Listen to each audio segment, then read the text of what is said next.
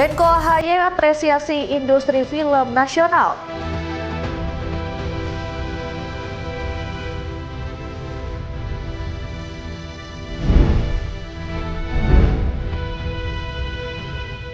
Influencer Lumajang ajak masyarakat bijak bermedia sosial.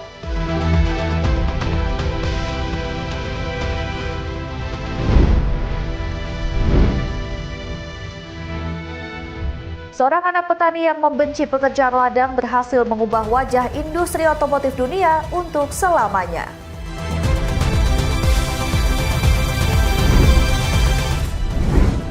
Halo, selamat pagi pemirsa setia Berita Nasional TV. Senang sekali Berita Nasional Pagi kembali hadir menyapa Anda. Selain 3 berita utama tadi, akan ada informasi lainnya yang akan kami sajikan untuk Anda. Bersama saya, Ajeng Tiara.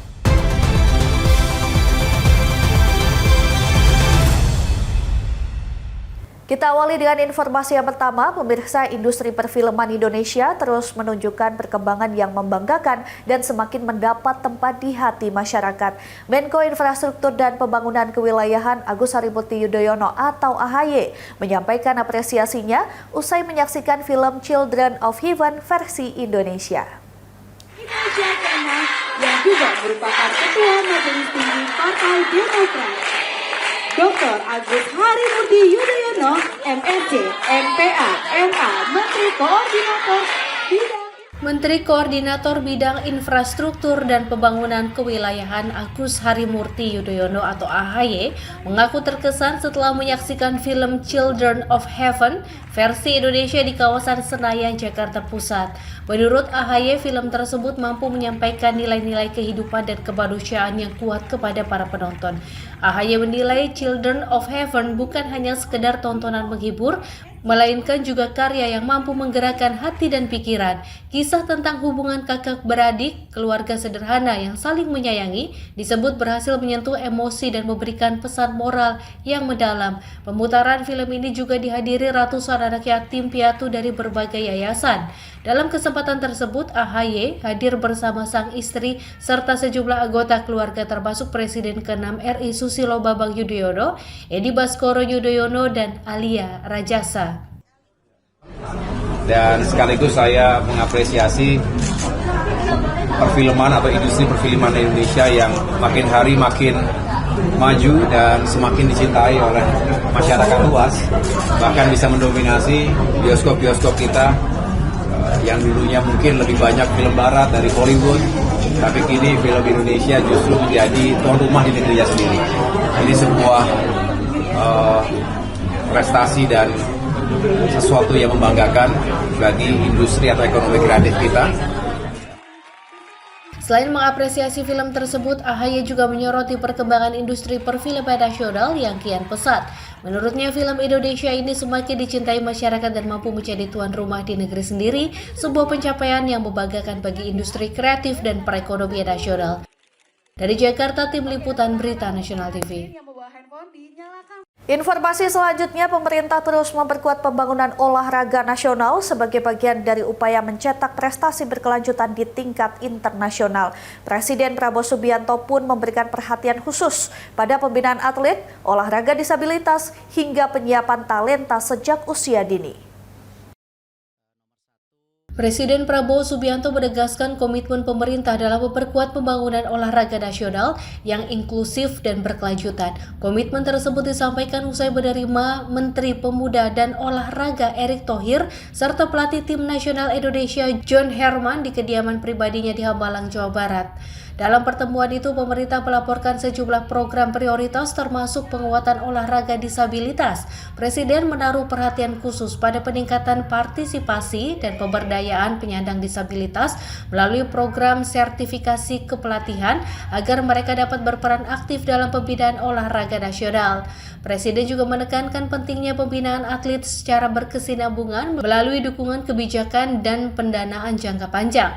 Langkah ini dinilai penting untuk menjaga kesiapan atlet Indonesia dalam menghadapi berbagai ajang internasional, mulai dari SEA Games, Asian Games, hingga Olimpiade. Kebijaksanaan mengenai anggaran, karena yang namanya pelatnas tidak mungkin dianggarkan per tahun, itu harus multi years. Dan Bapak Presiden sepakat karena memang mempersiapkan bagaimana masa depan atlet kita untuk Olimpiade, SEA Games, Asian Games, apalagi hari ini banyak sekali para atlet kita mulai menunjukkan ya prestasinya. Sebagai bagian dari strategi jangka panjang, pemerintah juga menyampaikan pembangunan Akademi Olahraga Nasional untuk menjaring talenta sejak usia dini. Selain itu, pemerintah terus mengkaji skema dana pensiun atlet guna meningkatkan perlindungan dan kesejahteraan olahragawan setelah menyelesaikan karir di dunia olahraga. Dari Jakarta, Tim Liputan Berita Nasional TV. Beralih ke kabar lain, aksi pencurian sepeda motor bersenjata api terjadi di wilayah Kecamatan Cikande, Kabupaten Serang, Banten. Satu unit sepeda motor Matic milik mantan Kepala Desa Koper ludes digasak komplotan pelaku saat ditinggal sholat. Anak korban yang berusaha melakukan pengejaran terpaksa berhenti lantaran pelaku nekat meletuskan tembakan senjata api.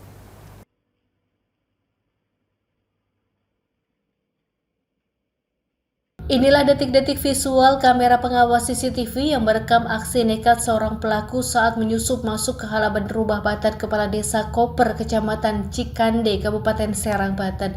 Insiden ini terjadi pada Sabtu malam. Dalam rekaman tersebut, pelaku yang bertindak sebagai eksekutor dengan cepat berhasil merusak kunci kontak motor menggunakan kunci letter T. Korban yang saat itu sedang melaksanakan ibadah sholat tersentak mendengar suara mencurigakan dari arah teras rumah. Korban langsung keluar kamar dan berteriak maling saat melihat motor Matic-nya sudah dibawa kabur. Mendengar teriakan sang ayah, anak korban bernama Ricky langsung nekat melakukan pengejaran terhadap komplotan pelaku yang diduga kuat berjumlah 2 orang. Namun aksi pengejaran tersebut terpaksa terhenti setelah salah seorang pelaku meletuskan tembakan senjata api ke udara guna menakut-nakuti warga. Itu sekitar kurang lebih jam 9.23 malam. Posisi sini sepi ya? Posisi sepi, ada bapak doang lagi sholat. Sholat ya. Bang, posisi motor ditaruh di mana? Posisi motor taruh di sini. Situ ya. Di lihat CCTV berapa orang? 2 orang. Sama tempatnya yang nunggu di situ. Itu pada saat diketahui sama orang tua itu. Ya. Itu langsung dikejar atau gimana? Langsung dikejar. Langsung dikejar. Nyampe Songgom ketemu tuh. Dia bawa pistol. Oh, bawa pistol juga. Iya. Sempat keluar tembakan atau sempat buang tembakan juga. Itu semua total buang tembakan itu 4 kali. 4 kali. Yang pertama ke atas. Yang ketiga itu 3 semuanya ke arah saya semua. Bermodalkan rekaman CCTV di lokasi kejadian, korban kini telah melaporkan kasus pencurian bersenjata api ini ke Mapolsek Cikande.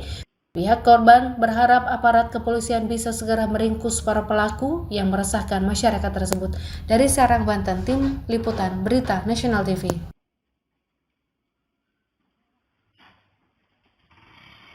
Ya, aksi pencurian 2 handphone di Bandar Lampung berakhir dramatis. Seorang pelaku nekat menceburkan diri ke laut saat berusaha kabur ketika akan diamankan polisi dan amukan warga. Break, kesini break. Merapat sini dulu sampai ya. Pegang dulu ya. Seorang pelaku pencurian handphone berhasil diamankan polisi setelah nekat menceburkan diri ke laut di kawasan Teluk Bone, Kecamatan Teluk Betung Timur, Bandar Lampung. Aksi dramatis itu terjadi saat pelaku panik usai kepergok korban mencuri 2 handphone miliknya yang sedang diisi daya di dalam rumah. Saat itu, pelaku yang diketahui bernama Agus Sutiawan, 32 tahun, sempat bersembunyi di rumah warga. Secara bersamaan, polisi yang sedang melakukan patroli langsung masuk mengamankan pelaku dan ketika akan dibawa pelaku justru lompat ke laut. Menurut polisi, pencurian ini dilakukan dengan memanfaatkan kondisi rumah yang sedang sepi untuk masuk dan mengambil 2 handphone milik korban. Dari hasil penangkapan, polisi berhasil menyita 2 handphone milik korban sebagai barang bukti. Terduga pelaku ini ternyata lari ke dalam rumah salah satu masyarakat dengan terlebih dahulu dia menaruh handphone yang dari hasil pencurian ini, dia numpuk di kamar mandi. Nah, setelah itu anggota langsung melakukan upaya mengamankan untuk menghindari dari masa nanti, jadi kita amankan terlebih dahulu. Namun pada saat kita mau bawa ke dalam kendaraan, si terduga pelaku ini berusaha untuk melarikan diri, masuk ke dalam laut atau nyemplung ke pinggiran laut di sekitar Teluk Bene. Kemudian dengan sikap anggota kita langsung mengamankan, sehingga di video itu terlihat anggota kita yang ikut juga masuk ke dalam laut untuk mengamankan pelaku. Kemudian pelaku langsung kita amankan Polsek untuk kita proses. Saat ini pelaku telah ditahan di Mapolsek Teluk Bitung Timur. Polisi juga masih mendalami kemungkinan adanya aksi pencurian lain yang pernah dilakukan pelaku. Dari Bandar Lampung, Tim Liputan Berita Nasional TV. Influencer Lumajang ajak masyarakat bijak bermedia sosial. Informasi selengkapnya usai jeda, tetap saksikan Berita Nasional Pagi.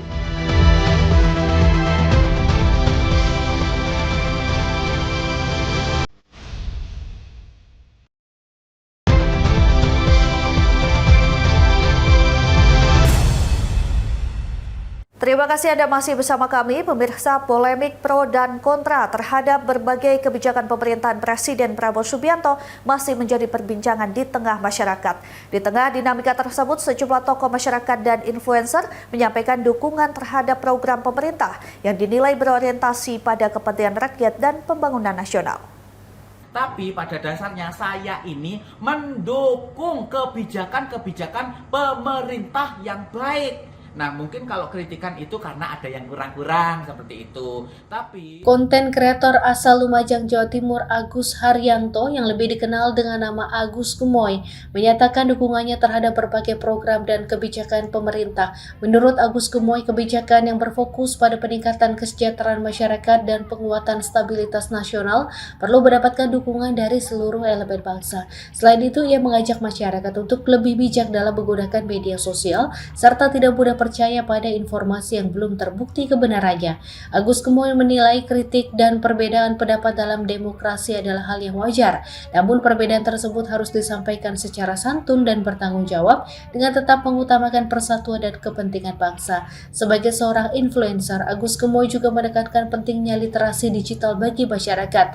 Menurutnya, kemampuan menyaring informasi secara kritis dan objektif menjadi kunci untuk menjaga ruang demokrasi yang sehat dan produktif. Dalam berbagai kesempatan, Agus Gemoy juga menunjukkan sinergi dengan institusi kepolisian melalui konten-konten edukatif yang mendorong generasi muda untuk taat hukum, menolak hoaks, dan berperan aktif dalam menjaga keamanan dan ketertiban masyarakat. Melalui pesan persatuan, literasi digital, dan partisipasi positif masyarakat, Agus Gemoy berharap iklim demokrasi di Indonesia tetap kondusif serta mampu mendukung pembangunan nasional yang berkelanjutan. Dari Lumajang, Jawa Timur, Tim Liputan Berita Nasional TV. Ini mendukung kebijakan-kebijakan pemerintah yang baik. Ya pemirsa, ribuan pecinta kucing berkumpul mengikuti Cat Fun Day 2026 di pintu 7 Stadion Utama Gelora Bung Karno, Jakarta Minggu pagi. Event Cat Fun Day ini digelar untuk mengedukasi dan memfasilitasi para pemilik kucing agar menikmati satu hari bersama kucing kesayangannya. Berbeda dari hari Minggu biasanya, hari ini pintu 7 GBK tepat di Plaza Sudirman, Jakarta Selatan, ribuan pecinta kucing membawa kucing kesayangannya berkumpul dan mengikuti Cat Fun Day yang berlangsung sejak Minggu pagi pukul 6 waktu Indonesia Barat. Hal ini disambut positif para pecinta kucing yang datang dari berbagai wilayah di Jabodetabek hingga dari luar Jakarta. Mereka memakaikan beragam pernak-pernik menarik kepada kucing-kucing kesayangan mereka. Tak hanya mereka yang lengkap memakaikan kostum pada kucingnya, event ini juga terbuka bagi seluruh peserta dengan kucing masing-masing. Menurut Brand Development Manager PCI Maya menekankan pesan penting dalam kegiatan Cat Fun Day atau CFD ini bertujuan mengedukasi dan memfasilitasi para pemilik kucing agar menikmati satu hari penuh bersama kucing kesayangannya di akhir pekan dengan beragam sajian keseruan di Cat Fun Day. Maya menyebut tahun ini CFD mengundang 3.500 peserta yang melonjak dari tahun sebelumnya sebanyak 1.500 peserta. Gitu, jadi kita mau mengedukasi bahwa untuk luangin waktu satu hari untuk kucing kita supaya kita lebih erat dengan kucing kita, anak buah kita. Tiap tahun ngadain, ini udah tahun keempat. Apakah memang antusias warga excited itu atau seperti apa nih Bu? Sudah terus bertambah tahun? Tiap tahun ada, dan ini kebetulan ada peningkatan pesertanya yang sebelumnya sekitar 1.500, sekarang tembus 3.500. Iya. Acara ini dimeriahkan dengan fun walk, Zumba session, cat games, serta sesi interaktif dengan berbagai narasumber. Seluruh event ini total diikuti 3.500 peserta yang berlangsung sejak pukul 6 pagi waktu Indonesia Barat. Event tahunan ini meramaikan beragam event akhir pekan yang kerap digelar di GBK. Dari Jakarta, Tim Liputan Berita Nasional TV. Kabar berikutnya, pemirsa, seorang pemuda ditemukan tewas setelah tertemper kereta listrik Green Line jurusan Tanah Abang Rangkas Bitung di Kecamatan Pagedangan, Kabupaten Tangerang, Banten, Sabtu 20 Juni 2026. Pemuda berusia 25 tahun itu tewas lantaran mengalami luka serius di bagian kepala.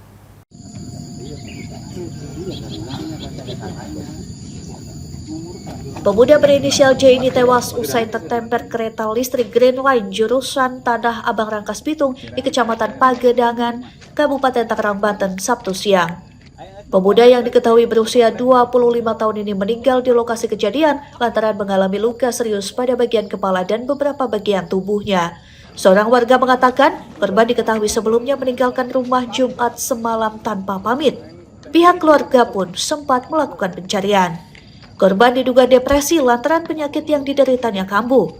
Polisi yang datang ke lokasi pun langsung melakukan olah tempat kejadian perkara dan memeriksa saksi. Diduga depresi karena memang dia punya penyakit akut, kambuh lagi. Setelah habis maghrib, dia itu keluar rumah tanpa memberitahukan keluarganya, dan keluarganya mencari-cari ke sana kemari dan akhirnya ketemu ada mayat di pinggir rel kereta. Ternyata itu zaman. Ini kereta apa, Pak? Kereta api. Jurusannya apa? Jurusan Tanah Abang Parung Panjang. Untuk lukanya apa, di bagian apa, Pak? Kepala, lukaan kepala. Dari kepala itu semuanya terbentur. Jenazah korban kemudian dievakuasi ke rumah duka untuk dimakamkan. Berdasarkan kesepakatan pihak keluarga dan kepolisian, jenazah korban tidak dilakukan otopsi. Dari Tangerang, Banten, Tim Liputan Berita Nasional TV. Ya, sebuah lapak limbah drum bekas cairan kimia dan karet di Kecamatan Curug, Kabupaten Tangerang, Banten terbakar hebat pada Sabtu malam. Kebakaran ini sempat membuat panik warga sekitar lantaran terdengar beberapa kali ledakan dari drum berisi sisa cairan kimia.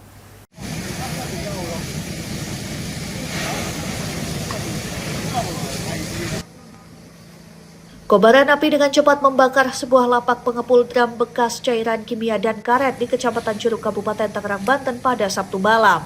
Banyaknya bahan yang mudah terbakar seperti karet dan plastik membuat api dengan cepat menyebar dan membakar seluruh limbah yang ada di dalam lapak. Beberapa kali ledakan pun sempat terjadi dari drum berisi sisa cairan kimia hingga membuat warga yang bermukim di sekitaran lapak limbah ini menjadi panik. 6 unit mobil pemadam kebakaran dari Kabupaten Tangerang diterjunkan untuk memadamkan api agar tidak merambat ke permukiman dan pabrik yang ada di sebelahnya. Meski petugas pemadam kebakaran sempat kesulitan memadamkan api lantaran jauhnya sumber air, namun kebakaran akhirnya dapat dipadamkan 3 jam kemudian. Jadi penyalaan api lapak pengepul tong bekas dan karet, bahan karet. Dan sempat terdengar suara ledakan tidak? Untuk terjadi ledakan memang ada sebanyak 5 kali. Sumber suara ledakan itu dah? Sumber suara ledakan itu dari tong bekas yang berisi kemungkinan informasi dari warga di situ oli, tener, berikut drum cat. Tidak ada korban jiwa maupun luka dalam kebakaran ini, namun kerugian ditaksir mencapai ratusan juta rupiah. Penyebab pasti kasus kebakaran kini ditangani Polsek Curug. Dari Tangerang, Banten, Tim Liputan Berita Nasional TV. Pemirsa, usai jeda kami akan kembali dengan informasi Amerika Serikat dan Iran menandatangani kesepakatan. Sesaat lagi tetaplah bersama kami.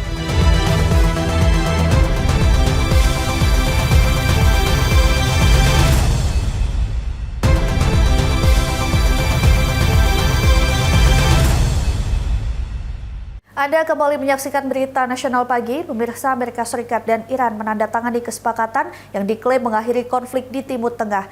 Dalam kesepakatan ini, Iran setuju mengurangi kadar uranium. Sementara Washington berkomitmen memberikan keringanan ekonomi dan mencabut sejumlah sanksi. Presiden Amerika Serikat Donald Trump menandatangani nota kesepahaman atau Memorandum of Understanding saat jamuan makan malam bersama Presiden Prancis Emmanuel Macron di Istana Versailles usai KTT G7 pada Rabu 17 Juni 2026.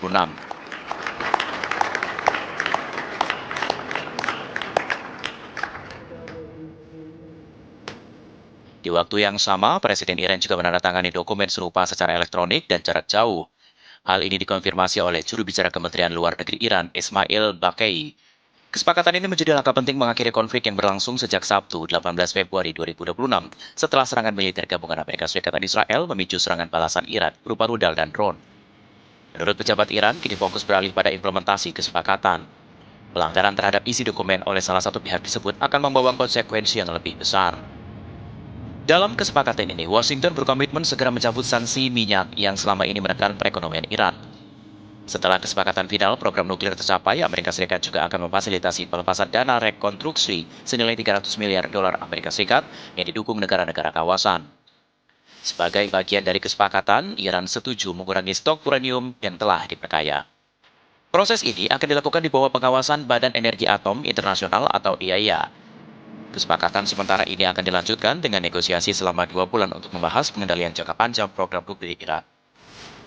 Sementara itu, pembukaan kembali Selat Hormuz menjadi salah satu langkah awal yang paling dinantikan menyusul tercapainya kesepakatan antara Amerika Serikat dan juga Iran. Pemirsa, pencabutan sanksi Amerika Serikat terhadap Iran berpotensi menghidupkan kembali ekonomi negara tersebut. Dengan kembalinya terbuka akses ke pasar global, Iran diperkirakan mampu meraup pendapatan hingga lebih dari 1.000 triliun rupiah per tahun dari sektor minyak.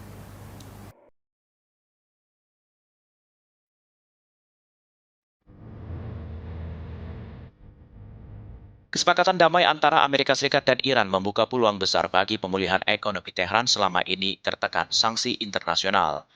The Wall Street Journal pada Rabu 17 Juni 2026 melaporkan jika Iran kembali beroperasi penuh di pasar global, maka Teheran diperkirakan mampu mengantongi lebih dari 60 miliar dolar Amerika Serikat atau sekitar 1.070 triliun rupiah per tahun hasil dari penjualan minyak. Sejumlah kapal tanker Iran dilaporkan mulai meninggalkan pelabuhan dan melintasi garis blokade laut Amerika Serikat. Kondisi ini memberi sinyal awal kebangkitan ekspor minyak Iran. Selama bertahun-tahun menghadapi sanksi, Iran hanya bisa menjual minyak melalui jalur tertutup dan seringkali dengan harga di bawah pasar. Sebagian besar ekspor selama ini dikirim ke kilang-kilang independen di Cina. Mantan pejabat sanksi Amerika Serikat, Richard Nippew, menilai kesepakatan ini belum memberikan kebebasan penuh bagi ekonomi Iran. Namun Teheran berpeluang mendapatkan pendapatan dalam jumlah besar dan mengakses dana tersebut. Dalam 2 bulan pertama setelah kesepakatan berjalan, Iran diperkirakan dapat mengantongi hingga 8 miliar dolar Amerika Serikat. Sebelum perang, Iran menyumbangkan sekitar 4% produk minyak mentah dunia. Namun blokade laut yang dimulai pada April membuat ekspor merosot tajam. Volume ekspor turun dari sekitar 1,1 juta barel per hari pada Februari 2026 menjadi 65.000 barel per hari pada Mei 2026. Meski menjanjikan pemulihan ekonomi, peningkatan pendapatan Iran memicu kekhawatiran di Washington. Sejumlah pejabat menilai aliran dana baru beresiko memperkuat pemerintahan Iran dan mendukung pengembangan kapabilitas militernya. Sementara itu, keringanan sanksi disebut akan bergantung pada kepatuhan Iran terhadap kesepakatan, termasuk terkait program nuklir dan pembukaan Selat Hormuz. Jika kembali menjadi pemain besar di pasar energi dunia, Iran berpotensi meningkatkan pasokan minyak global dan menambah persaingan bagi produsen lain. Badan Energi Internasional atau IEA memperkirakan penyelesaian konflik dalam jangka panjang bisa menyebabkan kelebihan pasokan minyak dunia pada tahun mendatang.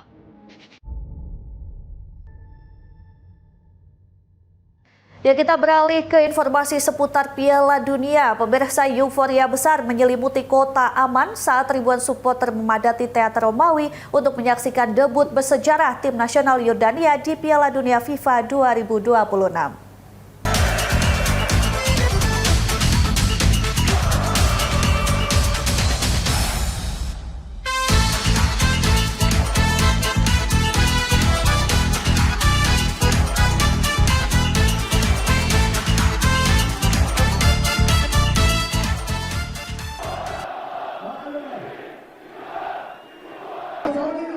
Ribuan penggemar sepak bola Yordania memenuhi teater Romawi ikonik di pusat kota Amman pada Rabu 17 Juni 2026. Mereka datang untuk memberikan dukungan pada laga perdana Yordania di ajang Piala Dunia 2026. Suasana semakin meriah ketika area teater dan ruang publik di sekitarnya dipenuhi lautan supporter.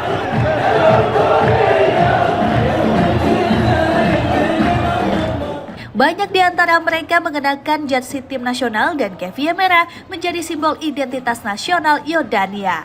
Sejumlah pendukung turut menyampaikan rasa bangga atas momen bersejarah ini yang dinilai tidak hanya penting bagi Yordania, tetapi juga bagi kawasan Timur Tengah. Dalam laga pembuka grup J, Yordania harus mengakui keunggulan Austria dengan skor 3-1. Meski kalah, Yordania tampil penuh semangat dan mampu memberikan perlawanan sengit pada debut mereka di Piala Dunia. Yordania mencetak sejarah melalui gol Ali Olwan, menjadi gol pertama mereka di ajang Piala Dunia.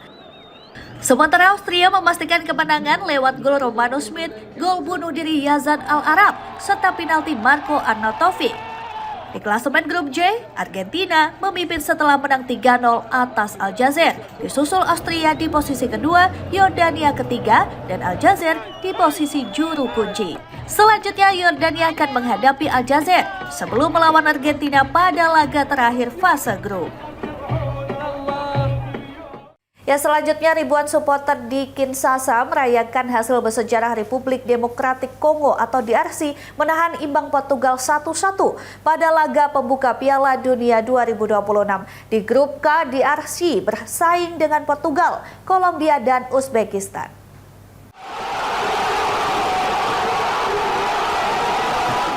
Suasana meriah terjadi di zona nonton bersama di kota Kinshasa saat ribuan pendukung menyaksikan laga antara Republik Demokratik Kongo atau DRC melawan Portugal melalui layar besar. Sorakan pecah ketika peluit akhir dibunyikan dan pertandingan berakhir dengan skor imbang 1-1. Hasil ini menjadi catatan bersejarah bagi DRC yang kembali tampil di Piala Dunia setelah 52 tahun absen. Para supporter menilai performa tim sangat menjanjikan, terutama saat menghadapi salah satu tim unggulan turnamen, Portugal. Mereka juga menyatakan keyakinan DRC mampu bersaing dengan tim-tim besar dunia dan melangkah jauh di turnamen kali ini. Di grup K, DRC bersaing dengan Portugal, Kolombia, dan Uzbekistan. Kolombia sebelumnya menang 3-1 atas Uzbekistan, DRC akan bertanding menghadapi Kolombia pada laga kedua fase grup.